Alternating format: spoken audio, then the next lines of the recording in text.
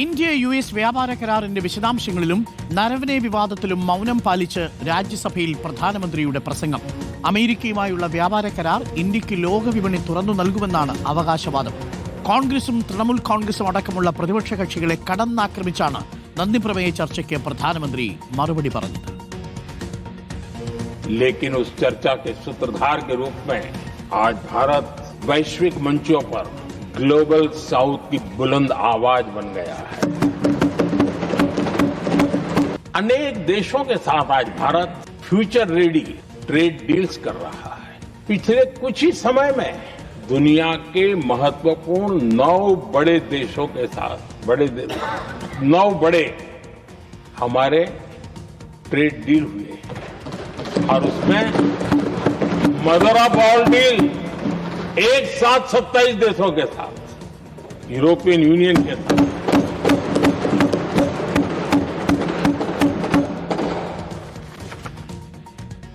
സത്യത്തെ ഭയന്ന് മോദി നുണ പറയുന്നുവെന്ന് രാഹുൽ ഗാന്ധി കുറ്റപ്പെടുത്തി. വിവരങ്ങളുമായി പി ആർ സുനിലുണ്ട്. പി ആർ സുനിൽ, എന്താണ് സംഭവിച്ചത്? ലോക്സഭയിൽ പ്രധാനമന്ത്രിക്ക് മറുപടി പറയാനായില്ല.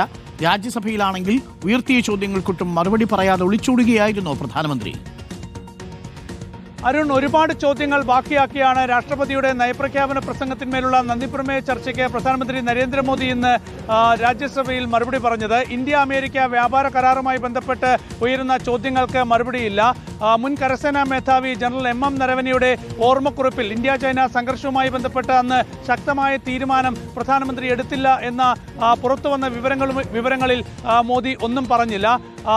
ജെഫ്രി എപ്സ്റ്റൈന്റെ ഫയലുകളിൽ വന്നിട്ടുള്ള മോദിയുടെ ഇസ്രായേൽ സന്ദർശനവുമായി ബന്ധപ്പെട്ടുള്ള വിവരങ്ങളിലും മോദി മൗനം പാലിച്ചു. അങ്ങനെ പ്രതിപക്ഷം കഴിഞ്ഞ ദിവസങ്ങളിലൊക്കെ തന്നെ ഉയർത്തിയ ചോദ്യങ്ങൾക്ക് കൃത്യമായ മറുപടി നൽകാതെ മൗനം പാലിച്ച് ഇന്ന് കോൺഗ്രസിനെതിരെയുള്ള കടന്നാക്രമണം മാത്രമാണ് മോദിയുടെ പ്രസംഗത്തിലുണ്ടായിരുന്നത്. നെഹ്റുവിനെ കുറ്റപ്പെടുത്തി, ഇന്ദിരാഗാന്ധിയെ കുറ്റപ്പെടുത്തി കോൺഗ്രസിനെ കടന്നാക്രമിക്കുകയും പരിഹസിക്കുകയും ചെയ്ത പ്രധാനമന്ത്രി നരേന്ദ്രമോദി നിർണായകമായ ചോദ്യങ്ങളിൽ നിന്ന് ഒഴിഞ്ഞുമാറുന്നതാണ് കണ്ടത്. ഏതായാലും ഇനി പാർലമെന്റിന്റെ ഇരുസഭകളിലും ബജറ്റിന്മേലുള്ള ചർച്ചയാണ് നടക്കാനുള്ളത്. ഈ ചർച്ചകളിലും തീർച്ചയായും ഇത്തരം ചോദ്യങ്ങൾ പ്രതിപക്ഷം ഉയർത്തും. അതിനോട് ഭരണപക്ഷം ശക്തമായി എതിർപ്പ് പ്രകടിപ്പിക്കുന്നതോടെ പ്രക്ഷുബ്ധ രംഗങ്ങൾ തന്നെയായിരിക്കും പാർലമെന്റിൽ ഇനിയുള്ള ദിവസങ്ങളിലും കാണാൻ പോകുന്നത്.